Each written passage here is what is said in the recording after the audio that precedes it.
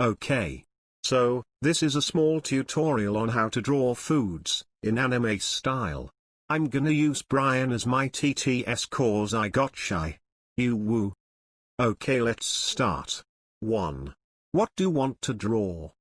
I want ramen. Fantastic. Next step. I'm not kidding. Lego. Well, actually, researching is also here. You can start researching for the toppings, flavors, etc. 2. Perspective. Okay, now we get serious. What's the angle of which you want to draw your food? There's overhead or from above. There's 3/4 angle or 45 degrees. There's straight on angle or side view. Overhead is good for capturing details and scenes, good for telling a story. Good for minimalist style. 3/4 angle is good for showing off the dish, details, and also the environment. Quite complicated when you're drawing this, cause you have to focus on the angles, making sure it's accurate. This angle is pretty popular anywhere, especially in food photography and game art. Straight on is good for big foods, like foods that stacks, like pancakes, burgers, etc., or even transparent foods/things, like a glass teacup. For this example, since I choose ramen as my food, I will go for overhead because I want a minimalist vibe, something simple and small, just for Instagram, and I want all the details to be seen. 3. Remember the 3S, there's 3S that I always keep in mind when drawing food. Size, shape and structure. For size, if you want something cute and simple, you go for something small and chubby. If you want something serious, then the normal size it is. For shape, start off by placing shapes as your layout. Technically, you're making silhouette, now polish that shape and can you recognize the food? For structure, this is like knowing the texture of the food. Example, fried foods will have that rocky/edgy lines because they're crunchy, whilst pudding will have smooth lines because they're soft foods. For this canvas, I'm using a 1600 by 1600 canvas with a 200 dpi. I'm going that small because my computer will not be able to handle something so big while recording. But if your computer is heavy duty, go all out up to 2K pixels and 300 dpi. For the line art, I only use the default pencil brush that's already on Clip Studio. You can use whatever you're comfortable with, my advice is do not take it too seriously. The colors is what usually bring food illustration together. For the base colors, I always start with the bottom. What's at the bottom of the food? For here, it's the bowl. Then I do the base colors up going down. Egg, fish cake, green onions, Kikurage, meat, noodles, then seaweed. Then I also add the soup at the very top, above the line art. I do base colors separately and I grouped them as well. Example, I hate the color of the bowl, I just go Ctrl-Shift-U, change the hue. Why do I group them? I have OCD and I swing that way, so yeah. This is organized, optional but a good habit to take. For the shading. This is the shading that I will do for this tutorial. Example is this pudding. Start with the base color. Boom. Okay, now determine your light. Let's pick here. For the main shadow, make a new layer. Set the blending mode to multiply. Clip it to the layer below. Pick any light to medium color, let's go light purplish woo-ish. Make a shadow. Then hit Ctrl-Shift-U, change the color to match the base color. Then click OK. For the detail shadow. This is optional. I repeat. Optional. This is like the ambient occlusion. Small and detailed but sharp shadows. New layer. Set that on multiply. Clip it to the layer below. We're not even changing the color of the brush. Same as before, Ctrl-Shift-U, change the color, click OK when done. Next is shadow support. This is more like a gradient shadow, but we will not use the gradient tool, because that's kinda hard to control. Notice that we're still using the same color as before? Make a new layer. Blending mode on multiply. Clip it. Now grab a brush. Make some points or line which you want the gradient to be. Usually this would be the lower areas, or the opposite to where your light is. Then get a blending brush or hit J on your keyboard. Brush it like upwards, go to the hue and saturation, change the color, then click OK. Next is add a glow support. New layer. Blending mode on overlay. Clip it to the layer below. Kinda the same as shadow support. But this time, grab a much lighter color. Make some brush strokes on the area where your light is. Then with a blending brush, blend it downwards. If you don't like the color, Ctrl-Shift you change it. Then click OK. Last is main glow. This is again optional.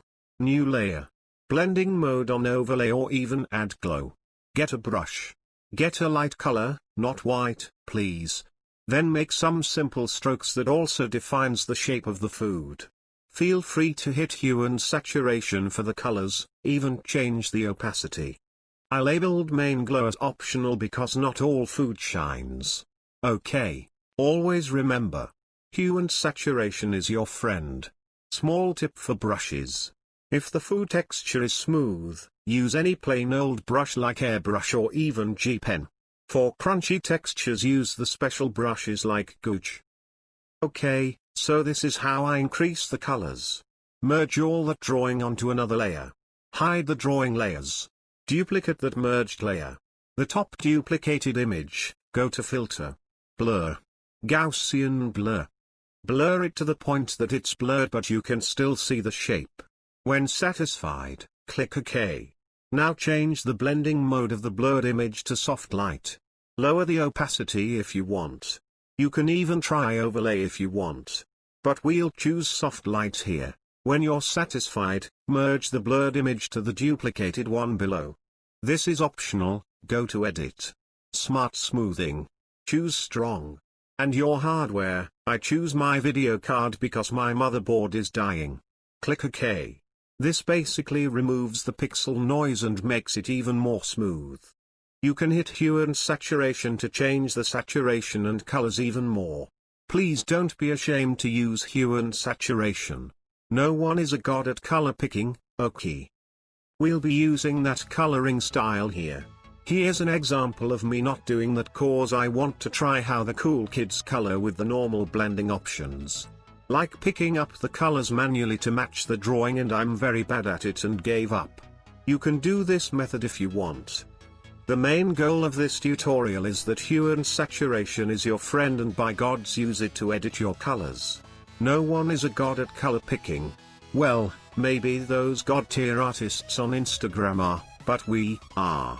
We're mid-tier, okay. We can do it. You gotta believe.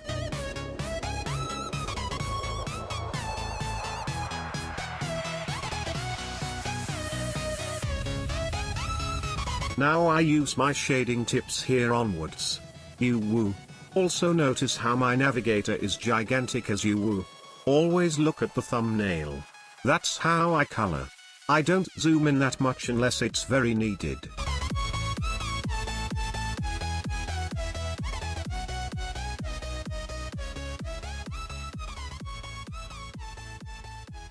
Notice the shading of green onions.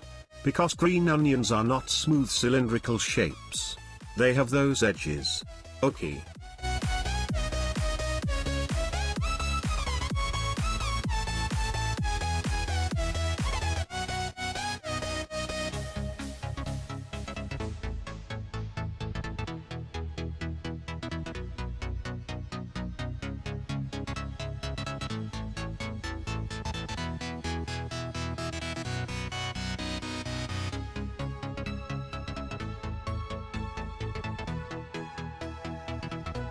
Do not be afraid to use the blending modes, they're there to help you.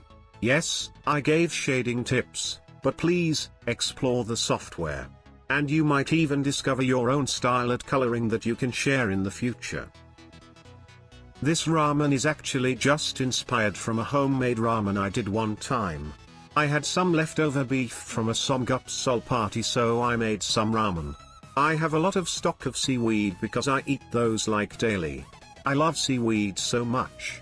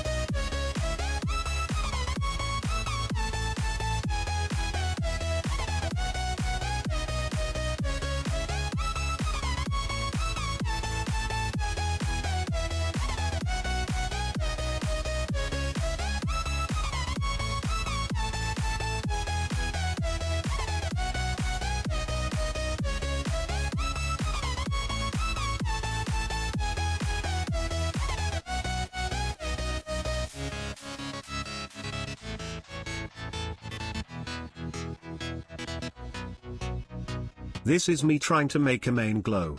Then it took me minutes to realize the image is still flat, so I added a support shadow.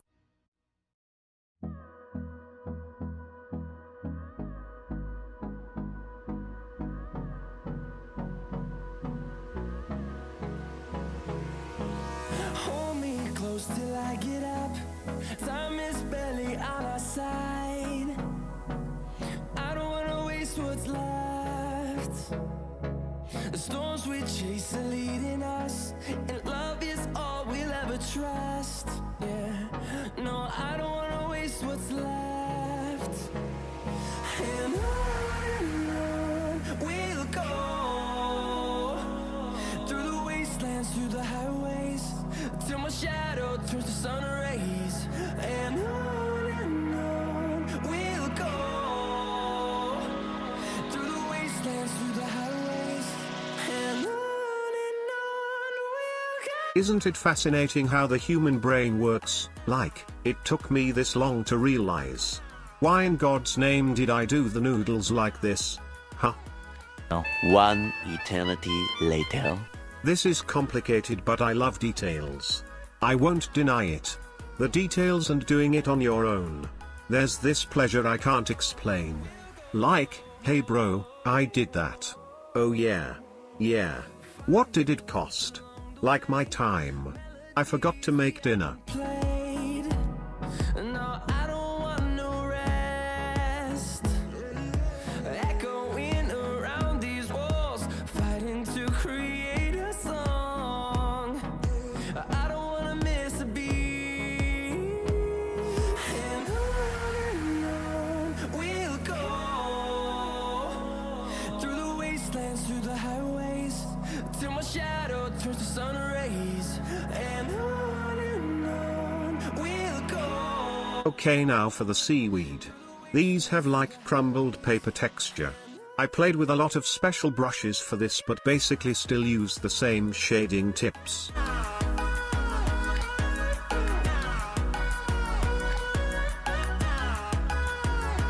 For the soup, I just added a shadow support, like to help determine the depth of the bowl.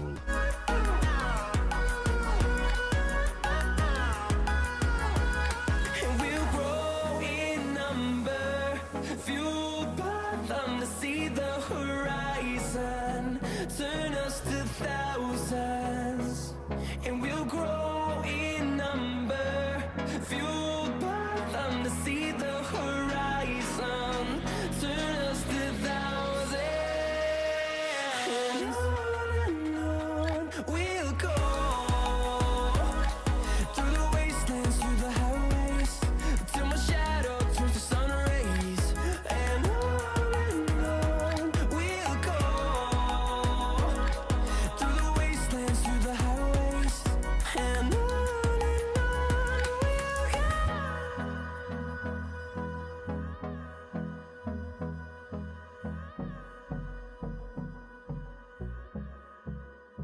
You can use shapes to make the bowl design more cleaner, but I love the imperfect lines that I do. You woo.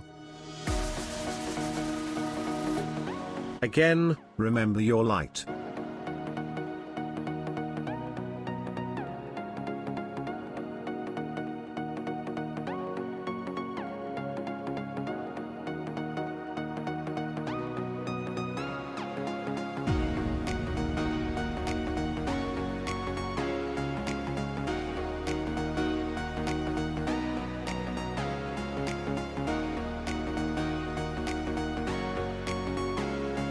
On here, I'm just coloring the lines. Lock the alpha channel and just grab any brush, color the lines. For the post-prod, this is a separate or duplicated file, made specifically for final rendering. Merge all of this together. And I just made a simple background. Again, always look at your navigator.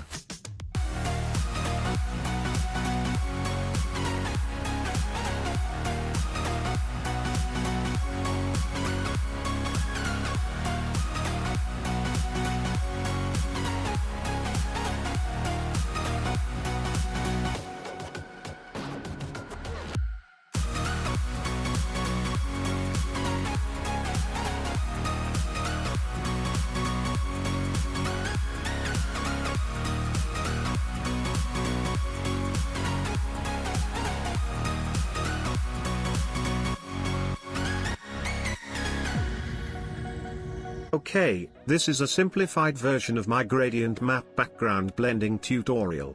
Just make a new layer, clip it to the main image. Grab the gradient tool.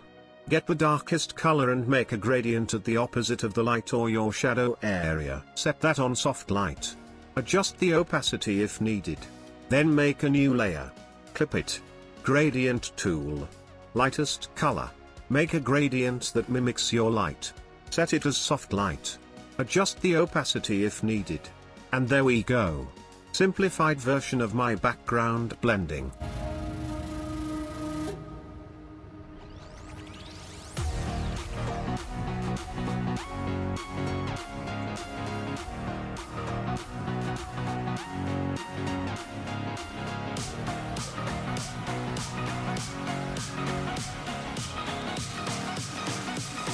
Okay, so this is my favorite trick of all. With the main drawing, the ramen. Duplicate that. Go to filter. Then Gaussian blur. Set it to the amount where it's blurred but you can still see the shape. When you're satisfied, click OK. Now the blurred image, set that to soft light. Lower down to the opacity that you want and boom. You woo. I love this so much.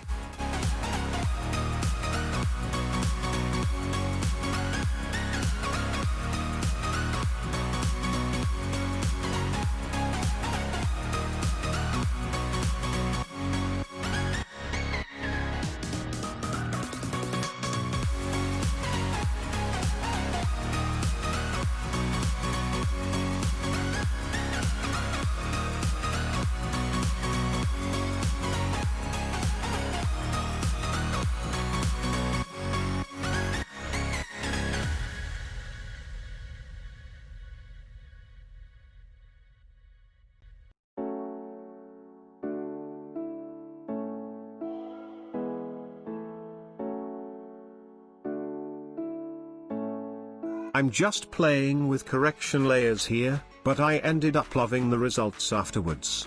Might as well sell out. I made a correction layers tutorial, link on the description.